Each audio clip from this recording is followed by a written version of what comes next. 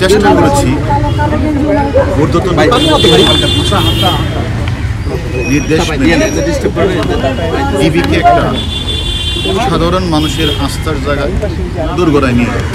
এবং আমি কিন্তু আমার এই চাকরির 3 বছর 3 মাসকালীন সময়ে আমি সাধারণ মানুষের কাছে ডিবিকে একটা আস্থার জায়গায় পরিণত করেছি। বাংলাদেশের প্রতিটি মানুষ তথা বিশ্বের মানুষ জানে যে কারো কোনো সমস্যা হলে ডিবিতে গেলে প্রবলেমটা সলভ হতে পারে। এই মনে করে অসংখ্য মানুষ আমাদের কাছে আসছে। আমরা চেষ্টাও করেছি তাদের কাজটা সুন্দরভাবে করে দেওয়া, যার কারণে সাধারণ মানুষ ডিবির নামটা জানে। এবং আমি মনে করি আমি চেষ্টা করেছি ডিবিকে একটা আস্থার জায়গায়। এখন আমি মনে করি আমার ঊর্ধ্বতন কর্তৃপক্ষ আমাকে আস্থা এবং বিশ্বাস রেখে আরেকটি জায়গায় পদায়ন করেছে, বিস্তৃত পরিসরে কাজ করার সুযোগ প্রদান করেছে।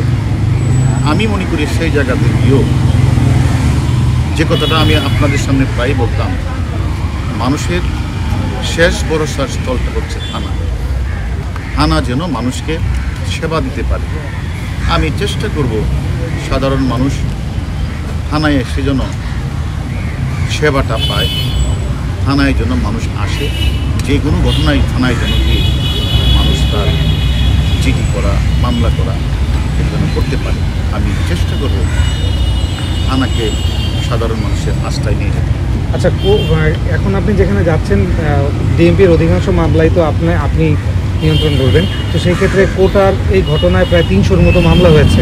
তো এই মামলাগুলোতে যেটা কোর্ট আন্দোলনকারীরা দাবি করছে প্রচুর নিরীহ স্টুডেন্টদের অ্যারেস্ট করা হয়েছে। তো আপনার এটা কি থাকে পর্যবেক্ষণটা? দেখেন, আমি এই ডিবিতে থাকাকালীন সময় অনেক গুরুত্বপূর্ণ মামলা,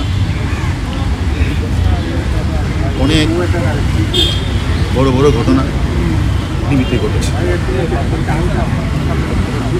মতিঝিলের টিপু মার্ডার থেকে শুরু করে ঝিনাইদহ কালীগঞ্জের আনাপত্তা মামলা সহ অসংখ্য খুনের ঘটনায় আমাদের ডিবিকে নিয়ে আমরা নির্ভুলভাবে তদন্ত করে সাক্ষ্য প্রমাণ নিয়ে আমরা মামলাগুলো বের করছি। কোনো নিরীহ লোককে কিন্তু আমরা অ্যারেস্ট করি নাই।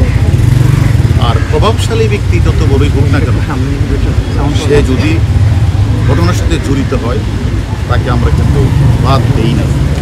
তেমনিভাবে আমি মনে করি মামলা রুজু হয়েছে, যদি কেউ নির্দোষ থাকে, নির্দোষ প্রমাণিত হয়, তাদেরকে অ্যারেস্ট করা হবে।